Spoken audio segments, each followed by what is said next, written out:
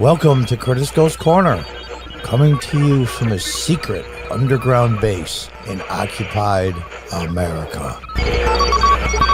Hi folks, welcome back. And those of you that are new, welcome. Picked up a lot of subs the last few weeks. Boy, I really appreciate it. If you could hit that subscribe button, hit that notification bell, I'd really appreciate it. From Fox News. I hate to put you through this, but it's part of what's going on in our world. Kamala Harris caught in word salad when asked if Democrats failed to codify Roe v. Wade. Kamala Harris was accused of being incoherent during an interview with CBS News. Now, I'm going to show you some of the clips, or part of the clip from this interview with my 2 cents edited in, of course. Vice President Kamala Harris was caught with another course of word salad, this time an interview with CBS News. Following the historic Supreme Court decision to overturn Roe v. Wade, CBS News correspondent Robert Costa asked Harris on Friday whether Democrats, both in the White House and in Congress, failed to codify the federal protection of abortions in the nearly 50 years since the precedent was established. Of course they did. They played the odds. They didn't want the issue settled anyway. They played the odds, though.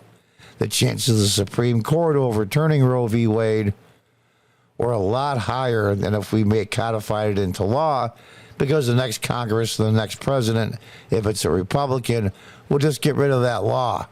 And we'll go back and forth and back and forth.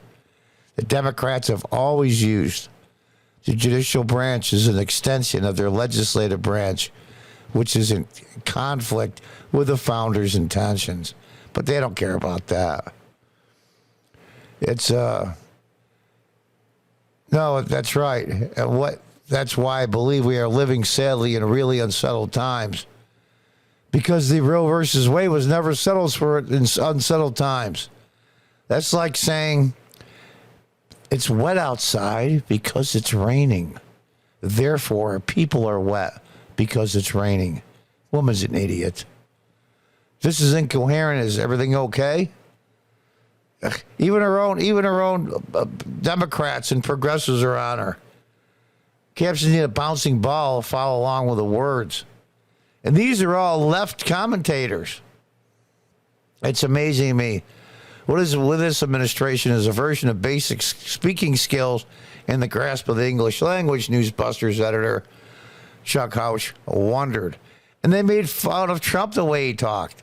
He didn't have 20, 30, sometimes 40, 50 years of public speaking experience and government experience. That's why people picked him.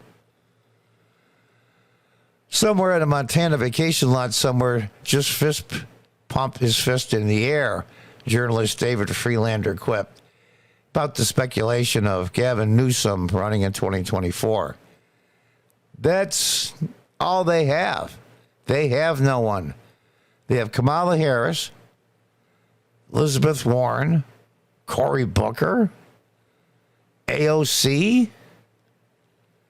All they have is Gavin Newsom. That is their only chance at winning the presidency. Incredible. Holy cow, what a bad answer. This is going to cause a Democrat. The GOP has been after this for decades, but the Dems thought it settled, so they did nothing? Yeah. Anyone who has paid the slightest, tiniest bit of attention to women's health issues for the past several decades knew it. It was not settled.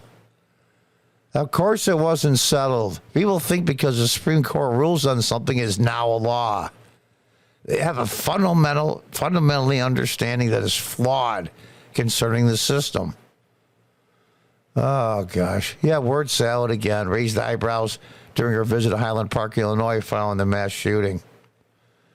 We got to take this stuff seriously as you are, because you have been forced to take this seriously, she said to the press. Mike, just reading that, I think I got dumber.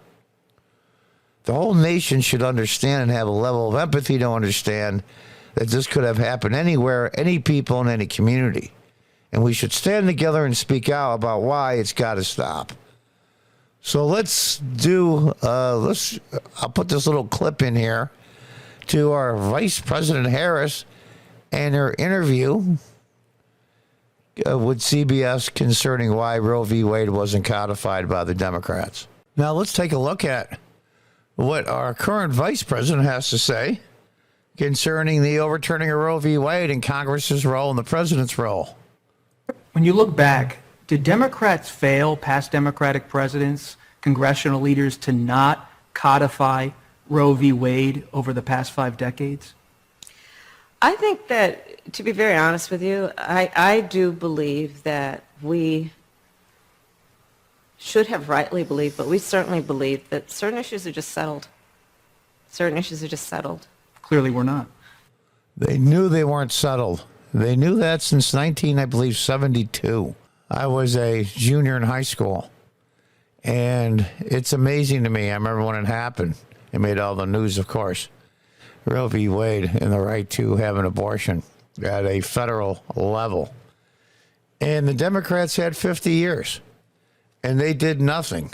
Why? Because the Democrats have always relied on the judicial branch of government to be the extension of their legislative branch, which is not the way the system is set up at all. Let's listen on to this word salad. No, that's right. And that's why I do believe that we are living, sadly, in real unsettled times. Now, since it wasn't settled law, we live in unsettled times. What the hell are you talking about? I mean, listen to this. And so there is a lot at stake. We cannot wait for Congress to act. Congress must act. But also we cannot wait for Congress to act. We can't wait for Congress to act, but they must act. They have control of both houses. The Senate, by a hair's breadth, she's the tie-break vote. And they have the majority in the House. And yet, when they came up for a vote, they couldn't get enough votes. Why? The number one reason why Roe v. Wade was never codified into law, it's as simple as this. It's not because the Democrats say, look what we've done for women and their right to choose.